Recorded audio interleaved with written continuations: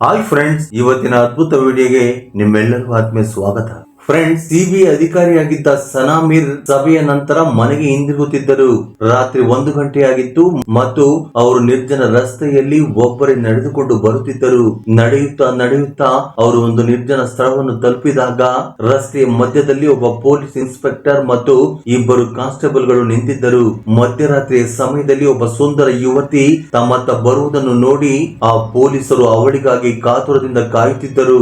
ಇದ್ದಕ್ಕಿದ್ದಂತೆ ಇನ್ಸ್ಪೆಕ್ಟರ್ ರಸ್ತೆಯ ಮಧ್ಯಕ್ಕೆ ಬಂದು ಸನಾಮೀರ್ ಅವರ ದಾರಿಯನ್ನು ತಡೆದು ಅವರನ್ನು ಮೇಲಿನಿಂದ ಕೆಳಗಿನವರೆಗೆ ನೋಡಲಾರಂಭಿಸಿದನು. ಸನಾಮೀರ್ ಅವನ ಪಕ್ಕದಿಂದ ಹಾದು ಮುಂದೆ ಸಾಗಿದಾಗ ಇನ್ಸ್ಪೆಕ್ಟರ್ ಮತ್ತು ಕಾನ್ಸ್ಟೇಬಲ್ಗಳು ಅವಳನ್ನು ಹಿಂಬಾಲಿಸಲು ಪ್ರಾರಂಭಿಸಿದರು. ಎಲ್ಲೆಡೆ ರಾತ್ರಿಯ ಕತ್ತಲು ಸಂಪೂರ್ಣವಾಗಿ ಆವರಿಸಿತ್ತು ಮತ್ತು ಸನಾಮೀರ್ ಅವರ ಹೃದಯ ಬಡಿತ ಜೋರಾಗಿತ್ತು. ಇದ್ದಕ್ಕಿದ್ದಂತೆ ಇನ್ಸ್ಪೆಕ್ಟರ್ ಹಿಂದಿನಿಂದ ವೇಗವಾಗಿ ಬಂದು ಅವಳ ತೋಳನ್ನು ಹಿಡಿದು, ಹಲೋ ಮೇಡಮ್, ಎಲ್ಲಿಂದ ಬರುತ್ತಿದ್ದೀರಾ ಮತ್ತು ನಮ್ಮನ್ನು ಭೇಟಿಯಾಗದೆ ಹೋಗುತ್ತಿದ್ದೀರಿ ಎಂದು ಕೇಳಿದನು. 3 ಪೊಲೀಸರ ಮುಖದಲ್ಲಿ ಒಂದು ವಿಚಿತ್ರವಾದ ಅಮಲು ಇತ್ತು. ಸನಾಮೀರ್ ಒಂದು ಪ್ರಮುಖ ಕೆಲಸವಿತ್ತು, ಅಲ್ಲಿಂದ ಮನೆಗೆ ಹೋಗುತ್ತಿದ್ದೇನೆ ಎಂದು ಉತ್ತರಿಸಿದರು. ತಕ್ಷಣವೇ ಇನ್ಸ್ಪೆಕ್ಟರ್ ಅವಳ ಕೂದಲನ್ನು ಹಿಡಿದು ತನ್ನ ಕಡೆಗೆ ಎಳೆದುಕೊಂಡು, ಅದು ಯಾವ ಪ್ರಮುಖ ಕೆಲಸವೆಂದು ಹೇಳುವುದಿಲ್ಲವೇ ಎಂದು ಕೇಳಿದನು. ಆಗ ಸನಾಮೀರ್ ಅದು ಒಂದು ಪ್ರಮುಖ ಮೀಟಿಂಗ್ ಆಗಿತ್ತು ಎಂದು ಹೇಳಿದಳು. ಇದ್ದಕ್ಕಿದ್ದಂತೆ 3 ಪೊಲೀಸರು ನಗಲು ಪ್ರಾರಂಭಿಸಿದರು. ಈ ಸಮಯದಲ್ಲಿ ಎಂತ ಸಭೆ ಎಂದು ಇನ್ಸ್ಪೆಕ್ಟರ್ ಕೇಳಿ, ನಮ್ಮೊಂದಿಗೂ ಸಹ ಒಂದು ಮೀಟಿಂಗ್ ನಡೆಸಿಬಿಡಿ ಎಂದರು. ಇದ್ದಕ್ಕಿದ್ದಂತೆ ಇನ್ಸ್ಪೆಕ್ಟರ್ ಅವಳ ತೋಳನ್ನು ಬಲವಾಗಿ ಎಳೆದು ಅಲ್ಲಿನ ಬಟ್ಟೆಯನ್ನು ಹರಿದು ಹಾಕಿದನು. ಈಗ ಸನಾಮೀರ್ಗೆ ತನ್ನೊಂದಿಗೆ ಏನೋ ಕೆಟ್ಟದ್ದು ನಡೆಯಲಿದೆ ಎಂದು ಅರಿವಾಯಿತು. ಅವರು ನಿಧಾನವಾಗಿ ಹಿಂದಕ್ಕೆ ಸರಿಯಲಾರಂಭಿಸಿದಳು ಮತ್ತು ಇನ್ಸ್ಪೆಕ್ಟರ್ ಅವಳತ್ತೆ ಹೆಜ್ಜೆ ಹಾಕಲಾರಂಭಿಸಿದನು. ಹೀಗೆ ನಡೆಯುತ್ತಿರುವಾಗ ಇನ್ಸ್ಪೆಕ್ಟರ್ ಅವಳನ್ನು ಹಿಡಿಯಲು ಮುಂದಕ್ಕೆ ಜಿಗಿದಾಗ ಸನಾಮೀರ್ ಇದ್ದಕ್ಕಿದ್ದಂತೆ ವೇಗವಾಗಿ ಓಡಲು ಪ್ರಾರಂಭಿಸಿದಳು ಮತ್ತು ಇನ್ಸ್ಪೆಕ್ಟರ್ ಕೂಡ ಅವಳನ್ನು ಹಿಂಬಾಲಿಸಲು ಶುರು ಮಾಡಿದನು. ಸನಾಮೀರ್ ಉಸಿರು ಬಿಗಿ ಹಿಡಿದು ನಡುಗುತ್ತಾ ತನ್ನ ಪ್ರಾಣ ಉಳಿಸಿಕೊಳ್ಳಲು ವೇಗವಾಗಿ ಓಡುತ್ತಿದ್ದರು. ಇದ್ದಕ್ಕಿದ್ದಂತೆ ಇನ್ಸ್ಪೆಕ್ಟರ್ ಅವಳನ್ನು ಹಿಂದಿನಿಂದ ದೂಡಿದನು. ಆಗ ಆಕೆ ರಸ್ತೆಯ ಮಧ್ಯದಲ್ಲಿ ಬಿದ್ದಳು. ಇನ್ಸ್ಪೆಕ್ಟರ್ ನ ಮುಖದಲ್ಲಿ ಈಗ ವಿಚಿತ್ರವಾದ ಅಮಲು ತುಂಬಿತ್ತು. ಅವನು ಕೆಳಗೆ ಬಿದ್ದಿದ್ದ ಹುಡುಗಿಯನ್ನು ವಿಚಿತ್ರ ದೃಷ್ಟಿಯಿಂದ ನೋಡಲಾರಂಭಿಸಿದನು. ಸನಾಮೀರ್ ರಸ್ತೆಯ ಮಧ್ಯದಲ್ಲಿ ಬಿದ್ದಿದ್ದರು. ಈಗ ಪಾರಾಗಲು ಯಾವುದೇ ದಾರಿ ಉಳಿದಿರಲಿಲ್ಲ. ಇದ್ದಕ್ಕಿದ್ದಂತೆ ಇನ್ಸ್ಪೆಕ್ಟರ್ ಕೂಡ ರಸ್ತೆ ಮೇಲೆ ಕುಳಿತು ಅವಳನ್ನು ಹಿಡಿಯಲು ತನ್ನ 2 ಕೈಗಳನ್ನು ಮುಂದಕ್ಕೆ ಚಾಚಿದಾಗ ಸನಾಮೀರ್ ಅವನನ್ನು ಬಲವಾಗಿ ತಳ್ಳಿ ಹಿಂದಕ್ಕೆ ಸರಿಸಿದಳು. ನಂತರ ಸನಾಮೀರ್ ಎದ್ದು ನಿಂತಾಗ ಇನ್ಸ್ಪೆಕ್ಟರ್ ವೇಗವಾಗಿ ಅವಳ ಬಳಿಗೆ ಬಂದು ಹಿಂದಿನಿಂದ ಹಿಡಿದುಕೊಂಡನು. ಇದ್ದಕ್ಕಿದ್ದಂತೆ ಸನಾಮೀರ್ ಜೋರಾಗಿ, ನೋಡಿ, ನನ್ನನ್ನು ಹೋಗಲು ಬಿಡಿ, ನೀವು ಮಾಡುತ್ತಿರುವುದು ಸರಿಯಿಲ್ಲ, ಇಲ್ಲದಿದ್ದರೆ ಇದರ ಪರಿಣಾಮವನ್ನು ನೀವು ಅನುಭವಿಸಬೇಕಾಗುತ್ತದೆ ಎಂದು ಹೇಳಿದಳು. ಆದರೆ ಇನ್ಸ್ಪೆಕ್ಟರ್ ಈಗ ಹುಚ್ಚನಂತಾಗಿದ್ದ. ಅಷ್ಟರಲ್ಲಿ ಉಳಿದ 2 ಕಾನ್ಸ್ಟೇಬಲ್ಗಳು ಅಲ್ಲಿಗೆ ಬಂದರು. ಸನಾಮೀರ್ ಅವರ ಮಾತನ್ನು ಕೇಳಿ 3 ಗಟ್ಟಿಯಾಗಿ ನಗಲಾರಂಭಿಸಿದರು. ಅದರಲ್ಲಿ ಒಬ್ಬ ಇನ್ಸ್ಪೆಕ್ಟರ್, ಓಹೋ, ನಾವು ಎದರಿ ಬಿಟ್ಟೆವು ಎಂದನು. ಇದ್ದಕ್ಕಿದ್ದಂತೆ ಇನ್ಸ್ಪೆಕ್ಟರ್ ಕಾನ್ಸ್ಟೇಬಲ್ ಗೆ ಡ್ರಿಂಕ್ಸ್ ಅನ್ನು ತೆಗೆದುಕೊಂಡು ಬಾ ಎಂದನು. ಒಬ್ಬ ಕಾನ್ಸ್ಟೇಬಲ್ ಓಡುತ್ತಾ ಗಾಡಿಯ ಬಳಿಗೆ ಹೋಗಿ ಡ್ರಿಂಕ್ಸ್ ಬಾಟಲ್ ಗಳನ್ನು ತಂದನು. ಇನ್ಸ್ಪೆಕ್ಟರ್ ಒಂದು ಡ್ರಿಂಕ್ಸ್ ಬಾಟಲ್ ಅನ್ನು ಕೈಯಲ್ಲಿ ಹಿಡಿದು ಹುಡುಗಿಯ ಕಡೆಗೆ ಹೆಜ್ಜೆ ಹಾಕಿದನು.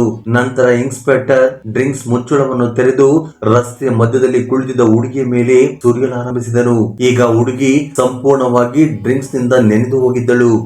ನೋಡುತ್ತಿದ್ದಂತೆಯೇ ಕಾನ್ಸ್ಟೇಬಲ್ ಮತ್ತೊಂದು ಡ್ರಿಂಕ್ಸ್ ಬಾಟಲ್ ಅನ್ನು ಇನ್ಸ್ಪೆಕ್ಟರ್ ನ ಕೈಗೆ ಕೊಟ್ಟನು. ಇನ್ಸ್ಪೆಕ್ಟರ್ ಅರ್ಧ ಡ್ರಿಂಕ್ಸ್ ಕುಡಿದ ನಂತರ ಸನಾಮೀರ್ಗೆ ಬಾಟಲ್ ಅನ್ನು ಕೊಡುತ್ತಾ, ತೆಗೆದುಕೋ, ನೀನು ಸಹ ಕುಡಿ ಎಂದನು. ಸನಾಮೀರ್ ಎದುರುತ್ತಾ, ಇಲ್ಲ, ನಾನು ಕುಡಿಯುವುದಿಲ್ಲ ಎಂದಳು. ಇನ್ಸ್ಪೆಕ್ಟರ್ ಸನಾಮೀರ್ ಅವರ ದೇಹವನ್ನು ದುರ್ಗುಟ್ಟಿ ನೋಡುತ್ತಾ, ಕುಡಿ, ಇಲ್ಲದಿದ್ದರೆ ನಿನ್ನೊಂದಿಗೆ ನಾವು ಏನು ಮಾಡುತ್ತೇವೆಂದರೆ ನೀನು ಯಾರಿಗೂ ಸಹ ಮುಖ ತೋರಿಸಲು ಯೋಗ್ಯಳಾಗಿ ಉಳಿಯುವುದಿಲ್ಲ ಎಂದನು. ಸಿಬಿಐ ಅಧಿಕಾರಿಯಾಗಿದ್ದ ಸನಾಮೀರ್ ಇನ್ಸ್ಪೆಕ್ಟರ್ ನ ಕೈಯಿಂದ ಆ ಬಾಟಲ್ ಅನ್ನು ತೆಗೆದುಕೊಂಡು ಕುಡಿಯಲಾರಂಭಿಸಿದಳು. ಈಗ ಇನ್ಸ್ಪೆಕ್ಟರ್ ಮತ್ತು ಉಳಿದ 2 ಕಾನ್ಸ್ಟೇಬಲ್ಗಳು ಒಬ್ಬರನ್ನೊಬ್ಬರು ನೋಡುತ್ತಾ ಕಾತುರದಿಂದ ಸನಾಮೀರ್ ಅವರನ್ನೇ ನೋಡುತ್ತಿದ್ದರು. ಅವರ ಉದ್ದೇಶ ಈಡೇರಲಿದೆ ಎನ್ನುವಂತೆ. ನಂತರ ಏನಾಗಬೇಕಿತ್ತೋ ನೋಡುತ್ತಿದ್ದಂತೆಯೇ ಸನಾಮೀರ್ ಅವರ ಇಡೀ ಅಸ್ತಿತ್ವವೇ ತಲೆ ತಿರುಗಿದಂತಾಯಿತು. ಆಕೆ ತನ್ನ 2 ಕೈಗಳನ್ನು ತಲೆ ಮೇಲೆ ಇಟ್ಟುಕೊಂಡಳು. ಇದೇನಾಗುತ್ತಿದೆ? ಇನ್ಸ್ಪೆಕ್ಟರ್ ಮತ್ತು ಕಾನ್ಸ್ಟೇಬಲ್ಗಳು ಅವಳ ಅಮಲು ತುದಿಗೆ ತಲುಪಲಿ ಎಂದು ಕಾಯುತ್ತಿದ್ದರು. ಮತ್ತು ಆಗ ಅದೇ ಸಮಯದಲ್ಲಿ ಕೊನೆಯಲ್ಲಿ ಸನಾಮೀರ್ ಅಮಲಿನ ಸ್ಥಿತಿಯಲ್ಲಿ ರಸ್ತೆಯ ಮಧ್ಯದಲ್ಲಿ ಮಲಗಿದಳು. ಸನಾಮೀರ್ ಈಗ ಅರ್ಧ ಪ್ರಜ್ಞಾಹೀನ ಸ್ಥಿತಿಯಲ್ಲಿದ್ದಳು ಮತ್ತು ಅವಳ ಕಿವಿಯಲ್ಲಿ 3 ಪೊಲೀಸರ ನಗು ಮೊಳಗುತ್ತಿತ್ತು. ಇದ್ದಕ್ಕಿದ್ದಂತೆ ಇನ್ಸ್ಪೆಕ್ಟರ್ ಅವಳ ಹತ್ತಿರ ಬಂದು ಬಾಗಿ ಅವಳ ಮುಖವನ್ನು ಸೂಕ್ಷ್ಮವಾಗಿ ನೋಡಲಾರಂಭಿಸಿದನು. ಅವನು ತನ್ನ ಕೈಯನ್ನು ಚಾಚಿ ಅವಳ ಕೂದಲಿನ ಒಂದು ಎಳೆಯನ್ನು ತನ್ನ ಬೆರಳಿಗೆ ಸುತ್ತಿಕೊಳ್ಳುತ್ತಾ ಮುಗುಳ್ನಗುತ್ತಾ ಆಹಾ ಈಗ ಮಜಾ ಬರುತ್ತಿದೆ ಎಂದನು. ಇಬ್ಬರು ಕಾನ್ಸ್ಟೇಬಲ್ಗಳು ಹತ್ತಿರ ಬಂದರು. ಅವರ ಕಣ್ಣುಗಳಲ್ಲಿ ಕಾಮ ಮತ್ತು ದೇಹದಲ್ಲಿ ಕಾಮುಕ ಕಾತುರತೆ ಇತ್ತು. ಆದರೆ ಇನ್ಸ್ಪೆಕ್ಟರ್ ಮುಂದೆ ಬಂದು ಸನಾಮೀರ್ ಅವರ ಕೆನ್ನೆಯನ್ನು ಮುಟ್ಟಲು ಪ್ರಯತ್ನಿಸಿದಾಗ ಟಣ್ಣೆಂದು ಒಂದು ಶಬ್ದವಾಯಿತು. ಸನಾಮೀರ್ ನೆಲದ ಮೇಲೆ ಬಿದ್ದಿದ್ದ ಆ ಬಾಟಲ್ ಅನ್ನು ಇದ್ದಕ್ಕಿದ್ದಂತೆ ಎತ್ತಿ ಪೂರ್ಣ ಬಲದಿಂದ ಇನ್ಸ್ಪೆಕ್ಟರ್ ತಲೆಗೆ ಹೊಡೆದಳು. ಇನ್ಸ್ಪೆಕ್ಟರ್ ನ ಕಣ್ಣ ಮುಂದೆ ಕತ್ತಲು ಕವಿದಂತಾಯಿತು ಮತ್ತು ಅವನ ಹಣೆಗೆ ಗಾಯವಾಯಿತು. ಅವನು ಅಲ್ಲೇ ನೆಲದ ಮೇಲೆ ತೂರಾಡುತ್ತಾ ಬಿದ್ದನು. ಇಬ್ಬರು ಕಾನ್ಸ್ಟೇಬಲ್ಗಳು ಒಂದು ಕ್ಷಣ ದಿಗ್ಭ್ರಾಂತರಾದರು. ಸನಾಮೀರ್ ನೆಲದಿಂದ ನಡುಗುತ್ತಾ ತೂರಾಡುತ್ತಾ ಏಳಲಾರಂಭಿಸಿದಳು. ಅವಳ ಉಸಿರು ಜೋರಾಗಿತ್ತು, ಹೆಜ್ಜೆಗಳು ತಡವರಿಸುತ್ತಿದ್ದವು. ಅಮಲಿನಿಂದಾಗಿ ಅವರಿಗೆ ತಲೆ ಸುತ್ತು ಬರುತ್ತಿತ್ತು, ಆದರೆ ಅವರು ಪೂರ್ಣ ಶಕ್ತಿಯಿಂದ ಓಡುತ್ತಿದ್ದರು. ಆಗ ನೆಲದ ಮೇಲೆ ಬಿದ್ದಿದ್ದ ಇನ್ಸ್ಪೆಕ್ಟರ್ ಒಬ್ಬ ಕಾನ್ಸ್ಟೇಬಲ್ಗೆ ಏನು ನೋಡುತ್ತಿದ್ದೀರಿ, ಹಿಡಿಯಿರಿ ಅವಳನ್ನು, ಅವಳಿಗೆ ಶಿಕ್ಷೆ ಖಂಡಿತ ಸಿಗುತ್ತದೆ ಎಂದು ಕೂಗಿದನು. ಒಬ್ಬ ಕಾನ್ಸ್ಟೇಬಲ್ ವೇಗವಾಗಿ ಅವಳತ್ತ ಓಡಿದನು. ಸನಾಮೀರ್ ಸ್ವಲ್ಪ ದೂರ ತಲುಪುವಷ್ಟರಲ್ಲಿ ಅವನು ಹೋಗಿ ಅವಳ ತೋಳನ್ನು ಹಿಡಿದುಕೊಂಡನು. ಇದ್ದಕ್ಕಿದ್ದಂತೆ ಇನ್ಸ್ಪೆಕ್ಟರ್ ಕೋಪದಲ್ಲಿ ಓಡುತ್ತಾ ಅವಳ ಹತ್ತಿರಕ್ಕೆ ಬಂದನು. ಈಗ ಅವನ ಕಣ್ಣುಗಳಲ್ಲಿ ಕ್ರೂರ ಕೆಂಪು ತುಂಬಿತ್ತು. ಅವನು ಕಾನ್ಸ್ಟೇಬಲ್ ಕೈಯಿಂದ ಸನಾಮೀರ್ ಅವರನ್ನು ಎಳೆದು ತನ್ನ ಹತ್ತಿರ ಸೆಳೆದುಕೊಂಡು ಅವಳ ಕಿವಿಯ ಬಳಿ ಗರ್ಜಿಸುತ್ತಾ ನೀನು ನನ್ನೊಂದಿಗೆ ಆಟವಾಡಲು ಪ್ರಯತ್ನಿಸಿದೆ, ಈಗ ನಿನ್ನ ಶಿಕ್ಷೆ ಇನ್ನಷ್ಟು ಹೆಚ್ಚಾಗಿದೆ ಎಂದನು. ಸನಾಮೀರ್ ಅವಳ ಉಸಿರು ಕಟ್ಟುತ್ತಿತ್ತು. ಅವರು ಅಸಹಾಯಕಳಾಗಿ ಕಾಣುತ್ತಿದ್ದರು. ನಂತರ ಇನ್ಸ್ಪೆಕ್ಟರ್ ಅವಳ ತೋಳನ್ನು ಹಿಡಿದು ಎಳೆಯುತ್ತಾ ತನ್ನ ಗಾಡಿಯ ಕಡೆಗೆ ಕರೆದುಕೊಂಡು ಹೋಗುವುದಕ್ಕೆ ಶುರು ಮಾಡಿದನು. ಇಬ್ಬರು ಕಾನ್ಸ್ಟೇಬಲ್ ಗಳಿಗೆ ನೀವಿಬ್ಬರು ಇಲ್ಲೇ ಇರಿ, ಈಗ ಏನು ಮಾಡಬೇಕು ಅದನ್ನು ನಾನೇ ಮಾಡುತ್ತೇನೆ, ಈಗ ನನ್ನ ನಿಜವಾದ ಶಕ್ತಿಯನ್ನು ತೋರಿಸುತ್ತೇನೆ ಎಂದನು. ಆಗ ಇಬ್ಬರು ಕಾನ್ಸ್ಟೇಬಲ್ ಗಳು ನಗಲಾರಂಭಿಸಿದರು. ಸನಾಮೀರ್ ತನ್ನನ್ನು ಬಿಡಿಸಿಕೊಳ್ಳಲು ಪ್ರಯತ್ನಿಸಿದಳು, ಆದರೆ ಇನ್ಸ್ಪೆಕ್ಟರ್ ಇನ್ನಷ್ಟು ಗಟ್ಟಿಯಾಗಿ ಹಿಡಿದುಕೊಂಡು ಎಳೆಯುತ್ತಾ ತನ್ನ ಗಾಡಿಯ ಬಳಿಗೆ ತಂದನು. ಸನಾಮೀರ್ಗೆ ಈಗ ತನ್ನೊಂದಿಗೆ ಏನೋ ಕೆಟ್ಟದ್ದು ನಡೆಯಲಿದೆ ಎಂದು ಅರಿವಾಯಿತು. ಆಗ ಇನ್ಸ್ಪೆಕ್ಟರ್ ಗಾಡಿಯ ಬಾಗಿಲನ್ನು ತೆರೆದು ಸನಾಮೀರ್ ಅವಳನ್ನು ಇದ್ದಕ್ಕಿದ್ದಂತೆ ಗಾಡಿಯೊಳಗೆ ತಳ್ಳಿದನು. ಈಗ ರಾತ್ರಿಯ ಕೊನೆಯ ಜಾವವಾಗಿತ್ತು. ನಿರ್ಜನ ರಸ್ತೆ ಮತ್ತು ಗಾಡಿಯೊಳಗೆ ಬಿದ್ದಿದ್ದ ಯೌವನದ ಹುಡುಗಿ ಸುಂದರ ಸನಾಮೀರ್ ಈಗ ಇನ್ಸ್ಪೆಕ್ಟರ್ ತನ್ನ ಸೇಡು ತೀರಿಸಿಕೊಳ್ಳಲು ಮತ್ತು ಮನದ ಬೆಂಕಿ ಹಾರಿಸಲು ಕಾತುರನಾಗಿದ್ದ. ಇದ್ದಕ್ಕಿದ್ದಂತೆ ಇನ್ಸ್ಪೆಕ್ಟರ್ ವೇಗವಾಗಿ ಬಾಗಿಲನ್ನು ಮುಚ್ಚಿ ತಾನು ಒಳಗೆ ನುಗ್ಗಿದನು. ಅವನ ಕಣ್ಣುಗಳಲ್ಲಿ ಪೈಶಾಚಿಕ ಹೊಳಪು ಮತ್ತು ಉಸಿರಿನಲ್ಲಿ ಡ್ರಿಂಕ್ಸ್ ವಾಸನೆ ಇತ್ತು. ಅವನು ಮುಂದೆ ಬಂದು ಸನಾಮೀರ್ ಅವರ ಗಲ್ಲವನ್ನು ಬಲವಾಗಿ ಹಿಡಿದು ಗರ್ಜಿಸಿ ಈಗ ನೋಡುತ್ತೇನೆ ನಿನ್ನ ಅಹಂಕಾರ ಎಲ್ಲಿಗೆ ಹೋಗುತ್ತದೆ ಎಂದು. ನೀನು ನನ್ನನ್ನು ಎಲ್ಲರ ಮುಂದೆ ಅವಮಾನಿಸಿದ್ದೀಯಾ, ಈಗ ನಿನ್ನ ಚೀರಾಟವೇ ನನ್ನ ಗೆಲುವಾಗುತ್ತದೆ ಎಂದನು. ಸನಾಮೀರ್ ಅವಳ ಕಣ್ಣುಗಳಲ್ಲಿ ಕಣ್ಣೀರು ಮತ್ತು ತುಟಿಗಳಲ್ಲಿ ಹಠಮಾರಿ ನಡುಕವಿತ್ತು. ಅವರು ತನ್ನನ್ನು ತಾನು ಮೂಲೆಯಲ್ಲಿ ಮುದುರಿಕೊಳ್ಳಲಾರಂಭಿಸಿದಳು. ಇನ್ಸ್ಪೆಕ್ಟರ್ ಅವಳ ಮೇಲೆ ಎರಗಲು ಮುಂದಾದಾಗ ಸನಾಮೀರ್ ಅವರ ದೃಷ್ಟಿ ಮುಂದಿನ ಡ್ಯಾಶ್ ಬೋರ್ಡ್ ಮೇಲೆ ಬಿತ್ತು. ಅಲ್ಲಿ ಒಂದು ಉದ್ದನೆಯ ಆಯುಧದಂತಹ ಟಾರ್ಚ್ ಇತ್ತು. ಇನ್ಸ್ಪೆಕ್ಟರ್ ಬಾಗಿ ಅವಳ ಮುಖವನ್ನು ಮುಟ್ಟಲು ಪ್ರಯತ್ನಿಸಿದಾಗ ಸನಾಮೀರ್ ಪೂರ್ಣ ಶಕ್ತಿಯಿಂದ ಆ ಟಾರ್ಚ್ ಎತ್ತಿ ನೇರವಾಗಿ ಅವನ ದವಡೆಗೆ ಹೊಡೆದಳು. ಆಗ ಇನ್ಸ್ಪೆಕ್ಟರ್ ಒಂದು ಭಯಾನಕ ಚೀರಾಟದೊಂದಿಗೆ ಹಿಂದಕ್ಕೆ ಸರಿದ ಮತ್ತು ಅವನ ಬಾಯಿ ರಕ್ತಸಿಕ್ತವಾಯಿತು. ಸನಾಮೀರ್ ಒಂದು ಕ್ಷಣವನ್ನು ವ್ಯರ್ಥ ಮಾಡದೆ ಬಾಗಿಲು ತೆರೆದು ಅಲ್ಲಿಂದ ಓಡಲಾರಂಭಿಸಿದಳು. ರಾತ್ರಿ ನಿಶಬ್ದ ರಸ್ತೆಯಲ್ಲಿ ಅವರು ಬರಿಗಾಲಿನಲ್ಲಿ ಓಡುತ್ತಿದ್ದಳು. ಹಿಂದೆ ಇನ್ಸ್ಪೆಕ್ಟರ್ ಹುಚ್ಚನಂತೆ ಬೈಯುತ್ತಾ ಅವಳನ್ನು ಹಿಂಬಾಲಿಸಲು ಆರಂಭಿಸಿದನು. ಸನಾಮೀರ್ ಅವರ ಉಸಿರು ಜೋರಾಗಿತ್ತು, ಅವರ ಪಾದಗಳು ಗಾಯಗೊಂಡಿದ್ದವು. ಆಗ ಹಿಂದಿನಿಂದ ಇನ್ಸ್ಪೆಕ್ಟರ್ ಜೋರಾಗಿ ಕೂಗುತ್ತಾ ಓಡುತ್ತಾ ಇರು, ಆದರೆ ಇಂದು ನೀನು ನನ್ನ ಕೈಯಿಂದ ತಪ್ಪಿಸಿಕೊಳ್ಳಲಾರೆ ಎಂದು ಕೂಗುತ್ತಾ ಅವನು ಹುಚ್ಚನಂತೆ ಸನಾಮೀರ್ ಅನ್ನು ಹಿಡಿಯಲು ಬೆನ್ನಟ್ಟುತ್ತಿದ್ದನು. ಸನಾಮೀರ್ 4 ಕಡೆ ನೋಡಿದಾಗ ರಸ್ತೆಯ ಬದಿಯಲ್ಲಿ ಅವರಿಗೆ ಒಂದು ಹಳೆಯ ಗೇಟ್ ಕಾಣಿಸಿತು. ಗೇಟ್ ಅರ್ಧ ತೆರೆದಿತ್ತು ಮತ್ತು ಒಳಗೆ ಕತ್ತಲಲ್ಲಿ ಕತ್ತಲಿತ್ತು. ಅದು ಯಾವುದೋ ಹಳೆಯ ಪಾಳು ಬಿದ್ದ ಕಾರ್ಖಾನೆಯಾಗಿತ್ತು. ಸನಾಮೀರ್ ಅವರ ಹೆಜ್ಜೆಗಳು ತಾನಾಗಿ ಅತ್ತ ಸಾಗಿದವು. ಅವರು ತೂರಾಡುತ್ತಾ ಒಳಗೆ ಪ್ರವೇಶಿಸಿದಾಗ ಒಳಗೆ ಹೊಡೆದ ಇಟ್ಟಿಗೆಗಳು ಮತ್ತು ತೂಕು ಹಿಡಿದ ಯಂತ್ರಗಳು ಚಲ್ಲಾಪಿಲ್ಲಿಯಾಗಿ ಬಿದ್ದಿದ್ದವು. ಸನಾಮೀರ್ ಒಂದು ಯಂತ್ರದ ಹಿಂದೆ ಹೋಗಿ ಎದುಸಿರು ಬಿಡುತ್ತಾ ಅಡಗಿಕೊಂಡಳು. ಅವರ ಹೃದಯ ಜೋರಾಗಿ ಬಡಿದುಕೊಳ್ಳುತ್ತಿತ್ತು. ಇದರಿಂದಾಗಿ ನಿರ್ಜನ ರಾತ್ರಿ ಇನ್ನಷ್ಟು ಭಯಾನಕವಾಗಿತ್ತು. ಕೆಲವು ಕ್ಷಣಗಳ ನಂತರ ಗೇಟ್ ದಡಂ ಎಂದು ತೆರೆದುಕೊಂಡಿತು ಮತ್ತು ಇನ್ಸ್ಪೆಕ್ಟರ್ ಒಳಗೆ ನುಗ್ಗಿದನು. ಅವನ ಹೆಜ್ಜೆಗಳ ಶಬ್ದ ಪ್ರತಿಧ್ವನಿಸುತ್ತಿತ್ತು. ಎಲ್ಲಿ ಎಲ್ಲಿ ಅಡಗಿದ್ದೀಯಾ, ಎಲ್ಲಿ ಅಡಗಿದ್ದೀಯಾ ಎಂದು ಕೂಗಿದನು. ಅವನ ಧ್ವನಿ ಇಡೀ ಕಾರ್ಖಾನೆಯ ಗೋಡೆಗಳಿಗೆ ಬಡಿದು ಮೊಳಗಿತು. ಸನಾಮೀರ್ ತನ್ನ ತುಟಿಗಳನ್ನು ತನ್ನ ಹಲ್ಲುಗಳಿಂದ ಒತ್ತಿ ಹಿಡಿದು ಉಸಿರು ಬಿಗಿ ಹಿಡಿದು ಕುಳಿತುಕೊಂಡಿದ್ದಳು. ಇನ್ಸ್ಪೆಕ್ಟರ್ ನಿಧಾನವಾಗಿ ಹೆಜ್ಜೆ ಹಾಕುತ್ತಾ ಕತ್ತಲೆಯಲ್ಲಿ ಅತ್ತಿತ್ತ ನೋಡುತ್ತಿದ್ದನು. ಆಗ ಅವನು ಕೆಳಗಿನಿಂದ ತುಕ್ಕು ಹಿಡಿದ ಕಬ್ಬಿಣದ ಸಲಾಕೆಯನ್ನು ಎತ್ತಿಕೊಂಡನು. ಅದನ್ನು ನೆಲದ ಮೇಲೆ ಉಜ್ಜುತ್ತಾ ಮುಂದೆ ಸಾಗಿದನು. ಆಗ ಇದ್ದಕ್ಕಿದ್ದಂತೆ ಒಂದು ಸದ್ದಾಯಿತು. ಶಬ್ದ ಕೇಳಿ ಇನ್ಸ್ಪೆಕ್ಟರ್ ಜೋರಾಗಿ ನಕ್ಕ. ಆಹಾ, ನೀನು ತಪ್ಪಿಸಿಕೊಳ್ಳಲಾರೆ. ಇಂದು ಈ ಕತ್ತಲೆಯ ಕಾರ್ಖಾನೆಯೇ ನಿನ್ನನ್ನು ನಾಶ ಮಾಡುತ್ತದೆ. ಸನಾಮೀರ್ ಅವರ ಕಣ್ಣುಗಳಿಂದ ಬೆವರು ಹರಿಯಲಾರಂಭಿಸಿತು. ಇದ್ದಕ್ಕಿದ್ದಂತೆ ಇನ್ಸ್ಪೆಕ್ಟರ್ ನ ದೃಷ್ಟಿ ಯಂತ್ರದ ಹಿಂದೆ ಹೋಯಿತು. ಅವನು ಯಂತ್ರದ ಹಿಂದಿನಿಂದ ಸದ್ದಿಲ್ಲದೆ ಬಂದು ಸನಾ ಅವರ ಹಿಂದೆ ಕುಳಿತು ಇದ್ದಕ್ಕಿದ್ದಂತೆ ಅವಳ ಸೊಂಟವನ್ನು ಹಿಡಿದುಕೊಂಡನು. ಈಗ ಸನಾಮೀರ್ ಅವರ ಉಸಿರು ಜೋರಾಗಿತ್ತು, ಏಕೆಂದರೆ ಅವರ ಹಿಂದೆ ಇನ್ಸ್ಪೆಕ್ಟರ್ ಕುಳಿತಿದ್ದನು. ಈಗ ಸನಾಮೀರ್ಗೆ ಪಾರಾಗಲು ಯಾವುದೇ ದಾರಿ ಇಲ್ಲವೆಂದು ಅರಿವಾಯಿತು. ಆಕೆ ತಕ್ಷಣವೇ ತಮ್ಮ ಮುಖವನ್ನು ಇನ್ಸ್ಪೆಕ್ಟರ್ ನ ಕಡೆಗೆ ತಿರುಗಿಸಿ, ನೋಡಿ, ನೀವು ಮಾಡುತ್ತಿರುವುದು ಸರಿಯಿಲ್ಲ. ನೀವು ಈಗ ಏನು ಮಾಡಲಿದ್ದೀರೋ ಅದರ ಪರಿಣಾಮ ತುಂಬಾ ಕೆಟ್ಟದ್ದಾಗಿರುತ್ತದೆ. ಕಾನೂನು ನಿಮಗೆ ಖಂಡಿತ ಶಿಕ್ಷೆ ಕೊಡುತ್ತದೆ ಎಂದರು. ಆದರೆ ಇನ್ಸ್ಪೆಕ್ಟರ್ ನಗುತ್ತಾ, ಹುಚ್ಚು ಹುಡುಗಿ, ನಾನು ನಿನ್ನನ್ನು ಸುಮ್ಮನೆ ಬಿಡುತ್ತೇನೆಂದು ನೀನು ಇನ್ನು ಯೋಚಿಸುತ್ತಿದ್ದೀಯಾ? ನಾನೊಬ್ಬ ಇನ್ಸ್ಪೆಕ್ಟರ್. ಕಾನೂನು, ಆ ಕಾನೂನು ಎಂದರೆ ನಾನು ಏನು ಬಯಸುತ್ತೇನೋ ಅದೇ ಆಗುತ್ತೆ. ಮತ್ತು ಈಗ ಈ ನಿರ್ಜನ ಸ್ಥಳದಲ್ಲಿ ನಿನ್ನ ಚೀರಾಟ ಕೇಳುವವರು ಯಾರೂ ಇಲ್ಲ. ಸನಾಮೀರ್ ಎದುರುತ್ತಾ ಅಲ್ಲಿಂದ ಎದ್ದು ನಿಂತಳು. ಈಗ ಇನ್ಸ್ಪೆಕ್ಟರ್ ಹತ್ತಿರ ಬಂದು ಅವಳ ದೇಹದ ಸುಗಂಧವನ್ನು ಸುವಾರಿಸುತ್ತಿದ್ದನು. ಇದ್ದಕ್ಕಿದ್ದಂತೆ ಸನಾಮೀರ್ ಇನ್ಸ್ಪೆಕ್ಟರ್ ನನ್ನು ಬಲವಾಗಿ ಹಿಂದಕ್ಕೆ ತಳ್ಳಿ ಕಾರ್ಖಾನೆಯಿಂದ ಹೊರಬಂದು ಮತ್ತೊಮ್ಮೆ ವೇಗವಾಗಿ ಓಡಲಾರಂಭಿಸಿದಳು. ಆದರೆ ಅವಳು ಸ್ವಲ್ಪ ದೂರ ಸಾಗುವಷ್ಟರಲ್ಲಿ ರಸ್ತೆಯಲ್ಲಿ ಅದೇ ಇಬ್ಬರು ಕಾನ್ಸ್ಟೇಬಲ್ ಗಳು ದಾರಿಗೆ ಅಡ್ಡಲಾಗಿ ನಿಂತಿದ್ದರು. ಸನಾಮೀರ್ ಹಿಂತಿರುಗಿ ಬೇರೆ ಕಡೆ ಓಡಲು ಯತ್ನಿಸಿದಾಗ ಅಲ್ಲಿಂದ ಇನ್ಸ್ಪೆಕ್ಟರ್ ಓಡುತ್ತಾ ಬಂದನು.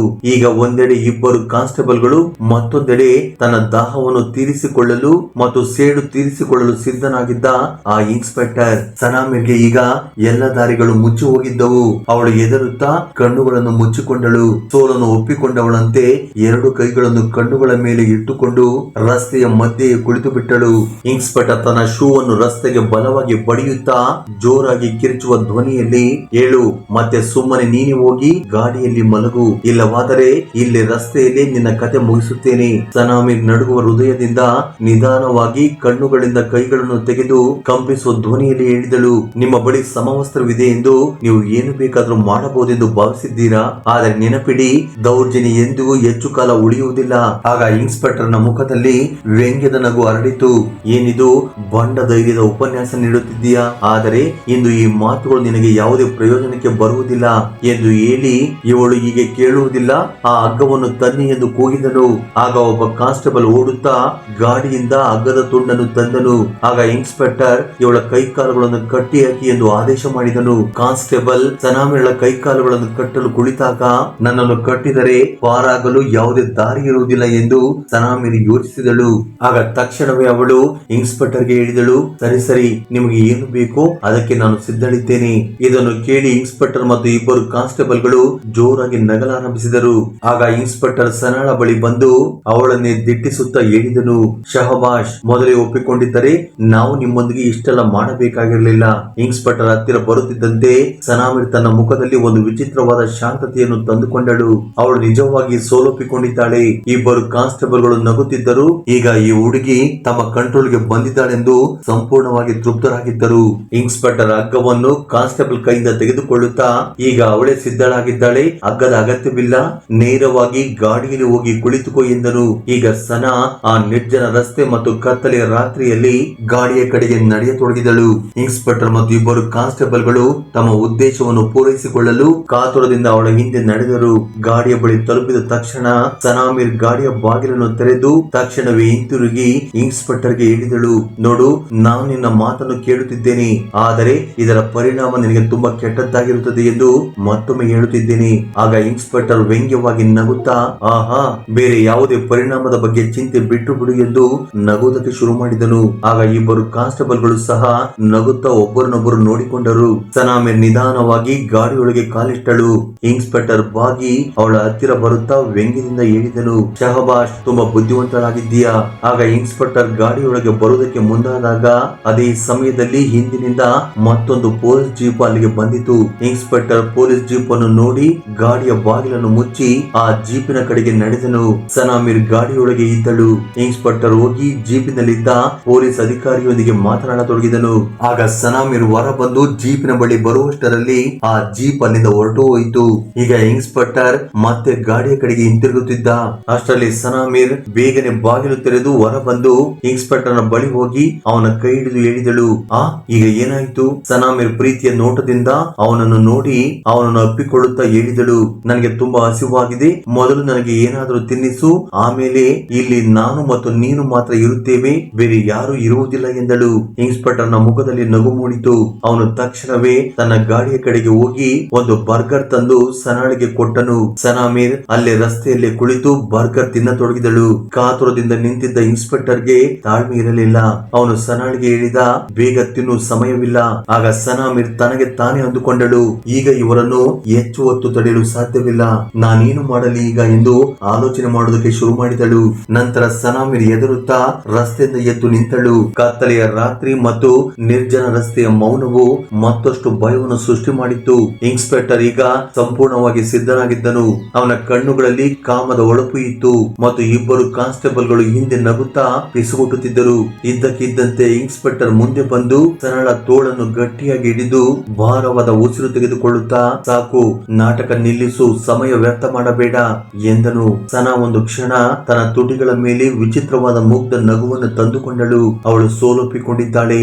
ಅವಳು ತನ್ನ ನೋಟವನ್ನು ಇನ್ಸ್ಪೆಕ್ಟರ್ ನ ಕಣ್ಣುಗಳಲ್ಲಿ ಇರಿಸಿ ನಿಧಾನವಾಗಿ ಹೇಳಿದಳು, ಒಂದು ಷರತ್ತು. ಆಗ ಇನ್ಸ್ಪೆಕ್ಟರ್ ನಿಂತನು. ಷರತ್ತ? ಆಗ ಸನಾ ಪ್ರೀತಿಯ ಧ್ವನಿಯಲ್ಲಿ ನಿಧಾನವಾಗಿ ಹೇಳಿದಳು, ನೀನು ನನ್ನ ಮುಟ್ಟುವ ಮೊದಲು ನಿನ್ನ ಕಣ್ಣುಗಳನ್ನು ಮುಚ್ಚಿಕೊಳ್ಳಬೇಕು ಎಂದಳು. ಇನ್ಸ್ಪೆಕ್ಟರ್ ಮೊದಲು ಆಶ್ಚರ್ಯಚಕಿತನಾದ, ನಂತರ ಗಟ್ಟಿಯಾಗಿ ನಕ್ಕನು. ಆಹಾ, ಇದು ಒಂದು ಷರತ್ತೆ, ಸರಿ, ಒಪ್ಪಿಕೊಳ್ಳೋಣ ಎಂದನು. ಇದ್ದಕ್ಕಿದ್ದಂತೆ ಸನಾಮೀರ್ ಇನ್ಸ್ಪೆಕ್ಟರ್ ನ ಹತ್ತಿರ ಬಂದು ಪ್ರೀತಿಯಿಂದ ಅವನ ಕೈ ಹಿಡಿದು ರಸ್ತೆಯ ಒಂದು ಮೂಲೆಗೆ ಕರೆದೊಯ್ಯತೊಡಗಿದಳು. ಇನ್ಸ್ಪೆಕ್ಟರ್ ಕೂಡ ಅವಳೊಂದಿಗೆ ನಡೆದನು. ಸ್ವಲ್ಪ ಮುಂದೆ ನಿರ್ಜನ ಸ್ಥಳಕ್ಕೆ ಹೋಗಿ ಸನಾ ಈ ರೀತಿಯಾಗಿ ಹೇಳಿದಳು, ಇಲ್ಲಿ ಸರಿ ಎಂದು. ಇನ್ಸ್ಪೆಕ್ಟರ್ ಆಶ್ಚರ್ಯದಿಂದ, ಇಲ್ಲಿ ಯಾರಾದ್ರೂ ನೋಡಿಬಿಟ್ಟರೆ? ಆಗ ಸನಾಮೀರ್ ಇನ್ಸ್ಪೆಕ್ಟರ್ ಗೆ ಧೈರ್ಯ ತುಂಬುತ್ತಾ, ನಿನಗೇಕೆ ಭಯ, ನೀನೊಬ್ಬ ಇನ್ಸ್ಪೆಕ್ಟರ್. ಆಗ ಇನ್ಸ್ಪೆಕ್ಟರ್ ಕೂಡ ಅಹಂಕಾರದಿಂದ, ಹೌದು, ಸರಿಯಾಗಿ ಹೇಳಿದ್ಯಾ, ನನಗೇಕೆ ಭಯ, ನೀನು ಹೇಳುವುದಾದರೆ ಇಲ್ಲೇ ಸರಿ ಎಂದನು. ಇನ್ಸ್ಪೆಕ್ಟರ್ ಅಹಂಕಾರ ಮತ್ತು ಕಾಮದ ಅಮಲಿನಲ್ಲಿ ಸನಳ ಹತ್ತಿರ ಬಂದನು. ಸುತ್ತಲೂ ಕತ್ತಲೆ ಮತ್ತು ಮೌನ ಆವರಿಸಿತ್ತು. ದೂರದಿಂದ ಗಾಡಿಯ ಶಬ್ದ ಮತ್ತು ಆಗೊಮ್ಮೆ ಈಗೊಮ್ಮೆ ನಾಯಿಗಳ ಬೊಗಳುವ ಸದ್ದು ಕೇಳಿಸುತ್ತಿತ್ತು. ಸನಾ ಮುಗ್ಧತೆಯಿಂದ ಅವನ ಕೈಯನ್ನು ತನ್ನ ಕೈಯಲ್ಲಿ ಹಿಡಿದುಕೊಂಡಳು. ಅವಳು ನಿಜವಾಗಿಯೂ ಶರಣಾಗಿದ್ದಾಳೆ. ನಂತರ ಸನಾ ಇನ್ಸ್ಪೆಕ್ಟರ್ ಗೆ ಹೇಳಿದಳು, ಇಲ್ಲಿ ಕೆಳಗೆ ರಸ್ತೆಯ ಮೇಲೆ ಮಲಗು ಮತ್ತು ನಿನ್ನ ಕಣ್ಣುಗಳನ್ನು ಮುಚ್ಚಿಕೋ. ಆಗ ಇನ್ಸ್ಪೆಕ್ಟರ್ ನಗುತ್ತಾ ರಸ್ತೆಯ ಮೇಲೆ ಮಲಗಿದನು. ಅವನ ಕಣ್ಣುಗಳನ್ನು ಮುಚ್ಚಿಕೊಂಡು, ಸರಿ, ಈಗ ನೀನು ಏನು ಮಾಡುತ್ತೀಯ ನೋಡೋಣ ಎಂದನು. ಸನಾ ಸ್ವಲ್ಪ ಹೊತ್ತು ಅವನ ಸುತ್ತಲೂ ಸುತ್ತುತ್ತಾ ಮನಸ್ಸಿನಲ್ಲಿ ಏನನ್ನು ಯೋಚಿಸತೊಡಗಿದಳು. ನಂತರ ಬಗ್ಗಿ ಅವನ ಬಳಿ ಬಂದಳು. ಒಂದು ಕ್ಷಣ ಅವಳು ಅವನ ಮೇಲೆ ಬಾಗುವಂತೆ ಭಾಸವಾಯಿತು. ಇನ್ಸ್ಪೆಕ್ಟರ್ ನ ತುಟಿಗಳಲ್ಲಿ ವಿಜಯದ ನಗು ಮತ್ತು ಭಾರವಾದ ಉಸಿರಾಟದ ಶಬ್ದ ಕೇಳಿಸುತ್ತಿತ್ತು. ಆದರೆ ಮರುಕ್ಷಣವೇ ಸನಾ ತನ್ನ ಶೂನ ಹಿಮ್ಮಡಿಯಿಂದ ತನ್ನ ರಿವಾಲ್ವರ್ ಕಟ್ಟಿದ್ದ ಮಣಿಕಟ್ಟಿನ ಮೇಲೆ ಬಲವಾಗಿ ಹೊಡೆದಳು. ಇನ್ಸ್ಪೆಕ್ಟರ್ ನೋವಿನಿಂದ ಚೀರಿ ಕಣ್ಣು ತೆರೆದನು. ಆದರೆ ಅಷ್ಟರಲ್ಲಿ ಸನಾ ಅವನ ಗನ್ ಕಸಿದುಕೊಂಡಿದ್ದಳು.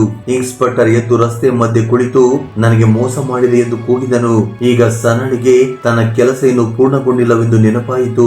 ಆಕೆ ಮುಖದಲ್ಲಿ ನಗು ತರಿಸಿಕೊಂಡು ಇನ್ಸ್ಪೆಕ್ಟರ್ ನ ಬಳಿ ಕುಳಿತು ಗನ್ ಅನ್ನು ಅವನ ಕೈಗೆ ಕೊಟ್ಟು ಪ್ರೀತಿಯ ನೋಟದಿಂದ ಅವನ ಕಣ್ಣುಗಳಲ್ಲಿ ನೋಡುತ್ತಾ, ನಾನು ಓಡಿ ಹೋಗಬೇಕೆಂದುಕೊಂಡರೆ ನಾನು ಓಡಿ ಹೋಗಬಲ್ಲೆ ಎಂದು ನಿನಗೆ ತೋರಿಸಲು ಬಯಸಿದ್ದೆ ಅಷ್ಟೇ. ಆದರೆ ಈಗ ಇದು ನನ್ನ ಇಚ್ಛೆ, ನಾನು ಇದಕ್ಕೆ ಸಿದ್ಧಲಿದ್ದೇನೆ ಎಂದಳು. ಇದನ್ನು ಕೇಳಿ ಇನ್ಸ್ಪೆಕ್ಟರ್ ನ ಮುಖದಲ್ಲಿ ನಗು ಮೂಡಿತು. ಅವನು ಸನಾಳನ್ನು ಅಪ್ಪಿಕೊಳ್ಳಲು ಮುಂದಾದನು.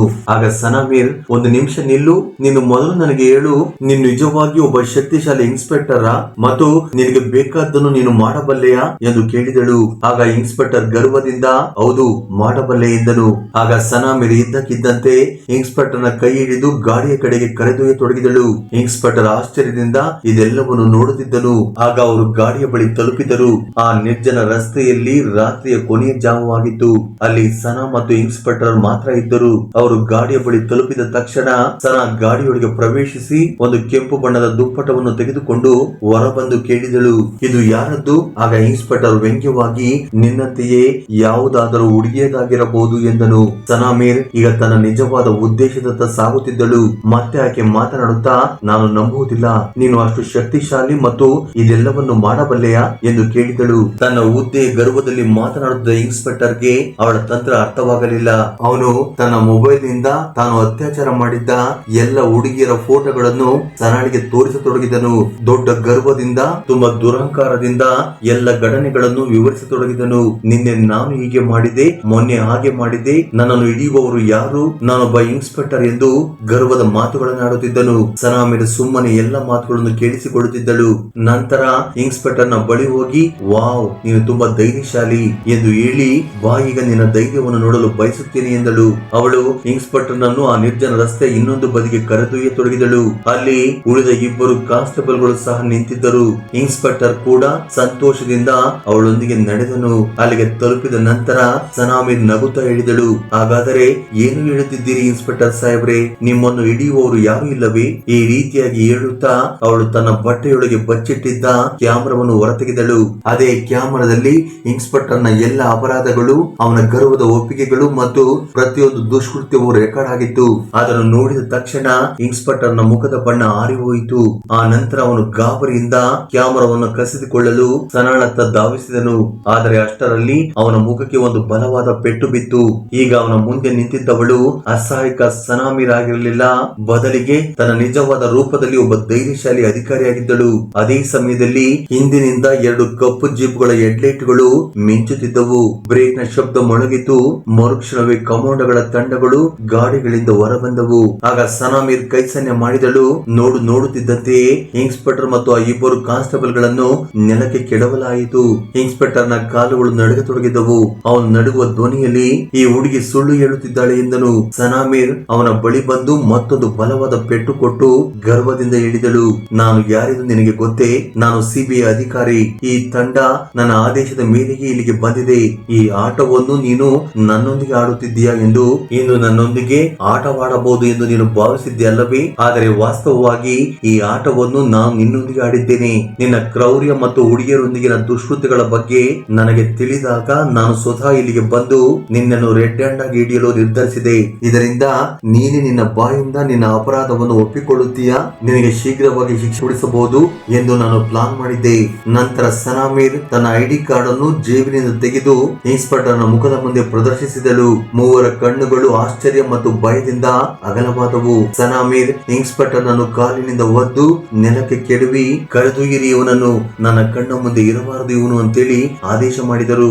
ನಂತರ ಕಮಾಂಡರ್ ಗಳು ಮೂವರನ್ನು ಗಾಡಿಗಳೊಳಗೆ ಹಾಕಿ ಜೈಲಿಗೆ ಸ್ಥಳಾಂತರಿಸಿದರು. ಕೆಲವೇ ದಿನಗಳಲ್ಲಿ ನ್ಯಾಯಾಲಯದಲ್ಲಿ ವಿಚಾರಣೆ ನಡೆಯಿತು. ಸನಾಮಿರ್ ಕ್ಯಾಮರಾ ರೆಕಾರ್ಡಿಂಗ್ ಮತ್ತು ಎಲ್ಲ ಸಾಕ್ಷ್ಯಗಳನ್ನು ನ್ಯಾಯಾಧೀಶರ ಮುಂದೆ ಹಾಜರುಪಡಿಸಿದಳು. ಈ ಬಲವಾದ ಸಾಕ್ಷಿಗಳು ನ್ಯಾಯದ ಹಾದಿಯನ್ನು ಸುಗಮಗೊಳಿಸಿದವು ಮತ್ತು ನ್ಯಾಯಾಲಯವು ಆ ದುರುಳರಿಗೆ ಕಠಿಣ ಶಿಕ್ಷೆಯನ್ನು ವಿಧಿಸಿತು. ಫ್ರೆಂಡ್ಸ್, ಈ ಕಥೆಯಿಂದ ನಾವು ಕಲಿಯುವುದೇನೆಂದರೆ, ಕೆಟ್ಟತನ ಎಷ್ಟೇ ಶಕ್ತಿಶಾಲಿಯಾಗಿದ್ದರೂ ಕೊನೆಗೆ ಅದರ ಅಂತ್ಯ ಅವಮಾನ ಮತ್ತು ನಿಂದನೆಯಾಗಿರುತ್ತದೆ. ಇನ್ಸ್ಪೆಕ್ಟರ್ ಮತ್ತು ಅವನ ಇಬ್ಬರು ಕಾನ್ಸ್ಟೇಬಲ್ ಗಳು ವರ್ಷಗಳಿಂದ ಮುಗ್ಧ ಹುಡುಗಿಯರನ್ನು ತಮ್ಮ ಕಾಮಕ್ಕೆ ಬಲಿಪಶು ಮಾಡುತ್ತಿದ್ದರು. ತಮಗೆ ಯಾರು ಏನು ಮಾಡಲಾರರು ಎಂದು ಭಾವಿಸಿದ್ದರು. ಅವರ ಅಹಂಕಾರ ಅವರನ್ನು ಕುರುಡರನ್ನಾಗಿಸಿತು.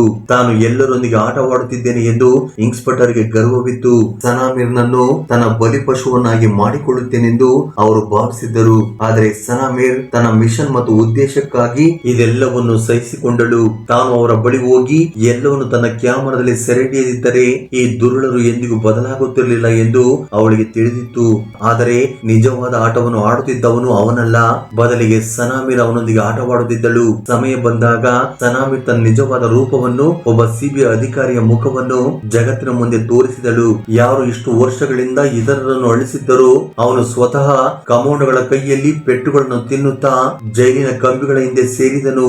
ಅಧಿಕಾರ ಮತ್ತು ಹುದ್ದೆಯ ದುರುಪಯೋಗವು ಮನುಷ್ಯನಿಗೆ ಕೇವಲ ತಾತ್ಕಾಲಿಕ ಸಂತೋಷವನ್ನು ನೀಡಬಲ್ಲದು, ಆದರೆ ಯಾವಾಗಲೂ ರಕ್ಷಿಸಲಾರದು ಎಂಬುದನ್ನು ಈ ಅಂತ್ಯವು ಸಾಬೀತುಪಡಿಸಿತು. ಕೊನೆಯಲ್ಲಿ ಸತ್ಯ ಮತ್ತು ಧೈರ್ಯದ ಮುಂದೆ ಕೆಟ್ಟತನ ಸೋಲುತ್ತದೆ. ಸತ್ಯ ಪರದೆಯಲ್ಲಿ ಸತ್ಯ ಕಥೆಗಳ ಮಾಯಾಜಾಲ.